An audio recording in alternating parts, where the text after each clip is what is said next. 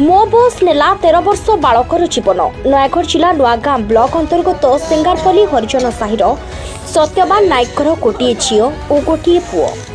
पिलांकु उच्चशिक्षित करने रोजगार करने लक्ष्य भुवनेश्वर आसी ऑटो चलाई परिवार प्रतिपोषण कर पिलांकु नहीं हस खुशी चलुथिले।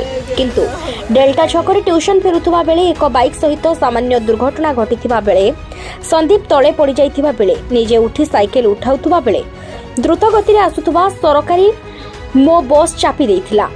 तुरंत खबर पाई बापा मां कैपिटल हॉस्पिटल रे भर्ती करथिले, किंतु सेठारे डॉक्टर कटक बड़ डाक्तरखाना को स्थानांतरित करथिले। चिकित्सा विलंब जोगु संदीप जीवन चली जाइथिबा बापा मां अभियोग करिसंती। खंडगिरी थाना रे एने अभियोग करिसंती। गाँ रे एक प्रकार शोकाकुल परिवेश सृष्टि होइथिबा बेले मो बस ड्राइवर को बेपरुआ गाड़ी चालना उपरे सरकार पदक्षेप नेबा सहित क्षतिपूरण जोगाई देबा पई अंचलवासी दाबी करिसंती। मो पुअर जीवन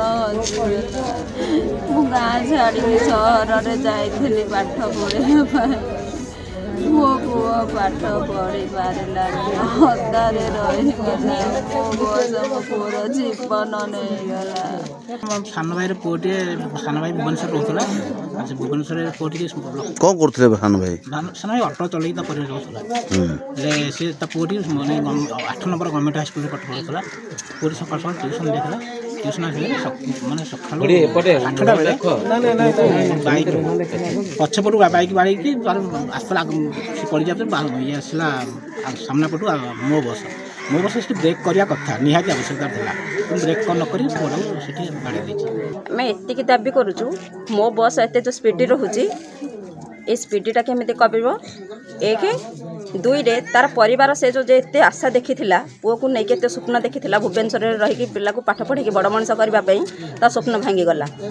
सरकार को एति दाबी कर तार से स्वप्न केमी आशा पूरण हम किंतु टंका द्वारा पूरण हुए किंतु आमर को 5 लाख कि 10 लाख देले आम पुओ पाइबुनि किंतु तथापि परिवार से केमी भरण पोषण कर से पुओ को लेकिन जहाँ देखी पुओ ताकू पोषा कथा किंतु पुओ चलीगला ता भविष्य केमी उज्जवल हम। नयागढ़ जिला नुआगाँ भवानी प्रसाद देव को रिपोर्ट G99 न्यूज।